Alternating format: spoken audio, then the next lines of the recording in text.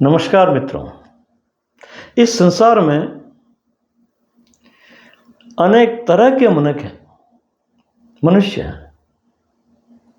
क्यों कि जैसी जिसकी संगति होगी, जो जिसमें जैसा भरा होगा, जैसे विचार होंगे उसके, जैसा उसका परिवेश होगा, उसके अनुसार ढल करके मनुष्य गति करता है, व्यवहार करता है। तो इसको भी जो है विभाग में बांटा गया है अनुभवियों द्वारा, उत्तम, मध्यम और अधम, 3 कैटेगरी बनाई, फर्स्ट, सेकंड, थर्ड। तो ये कहते हैं कि जो अधम प्रकृति का व्यक्ति है, जो बिल्कुल ढीठ है, जिसको कोई लेना देना नहीं,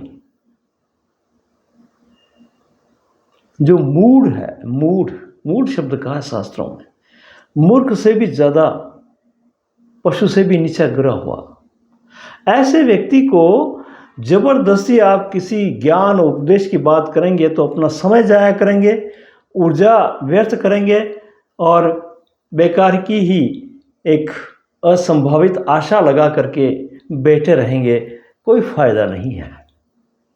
तो ऐसे से बच करके रहो।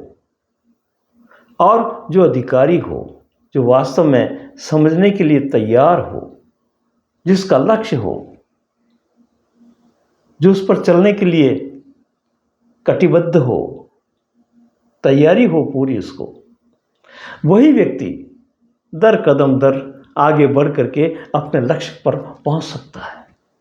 वरना अगर फालतू के, व्यर्थ के जो है उस व्यक्ति को नहीं देखा और व्यर्थ की चीज़ आप करने लगे उसके साथ में, तो उसको कोई फर्क नहीं पड़ेगा और आप बेकार में जो है परेशान होकर के व्यर्थता में अपना समय गंवाएंगे।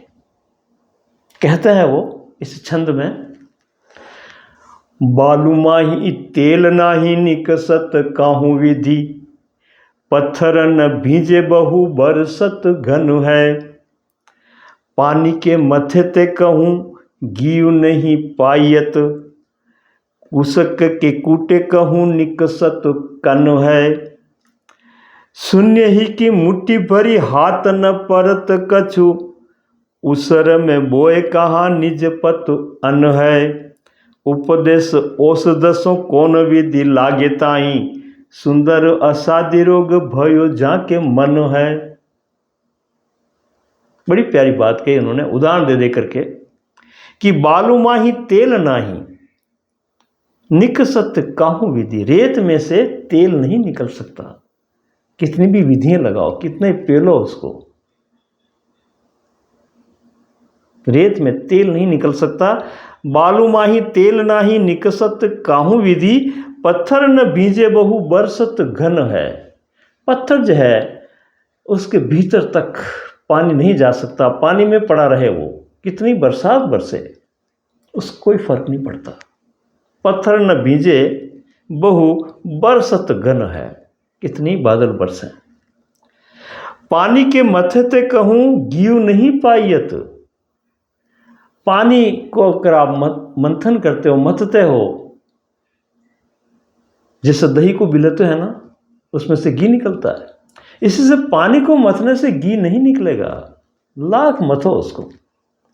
पानी के मथे ते कहूँ गीव नहीं पायत, कुकस के कूटे कहूँ निकसत कन है। जो भूसी है उसको कितना भी कूटो उसमें से अब कण नहीं निकलेंगे, कण निकलने थे वो निकल गए, खाली भूसी पड़ी रह गई। तो ऐसे घास में से आप कण निकालना चाहोगे, मुश्किल है, ऐसा प्रयत्न मत करो। फिर कहते हैं को शून्य ही की मुट्ठी भरी हाथ न परत कछु, उसर में बोए कहाँ निपजत अन्न है। शून्य को आप मुट्ठी बंद करके पकड़ नहीं सकते, शून्य शून्य ही रहेगा, शून्य आपकी पकड़ से बाहर है। शून्य ही की मुट्ठी भरी हाथ न परत कछु, जहाँ कुछ नहीं है वहाँ कितनी भी मुट्ठी बांधो, कितना भी आप मतलब उसको पकड़ने की कोशिश करो, आपके हाथ खाली के खाली रहेंगे। उसर में बोए कहाँ निपजत अन्न है, उसर भूमि जो होती है जो उपजाऊ भूमि नहीं है उसमें कितने बीज बो, अन्न पैदा नहीं होगा। इसी तरह से जो अधम प्रकृति का प्राणी है, मूढ़ है, उसको कभी ज्ञान उपदेश देने की कोशिश मत करो, कोई फायदा नहीं होगा वहां।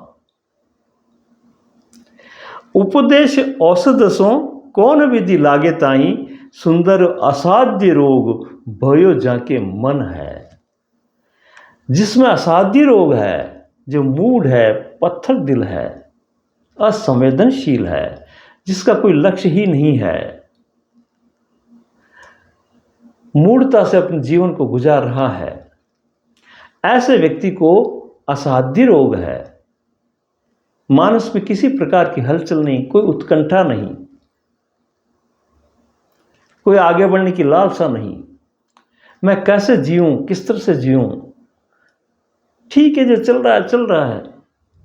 ऐसे मूढ़ व्यक्ति को असाध्य रोग हो गया है, उसके लिए कोई औषधि नहीं है। इसलिए ऐसे असाध्य व्यक्तियों से दूर रहो, अपने हाल में मस्त रहो। और जो इस बात के लिए राजी हो और थोड़ा बुद्धि रखता हो, थोड़ा साहस रखता हो, थोड़ी जिज्ञासा हो, जिसमें श्रद्धा के साथ जिज्ञासा हो, उससे बात करो। नहीं तो बाकी बड़बड़ाने से कोई फायदा नहीं है। इतनी सुंदर बात सुंदरदास जी बताते हैं। धन्यवाद।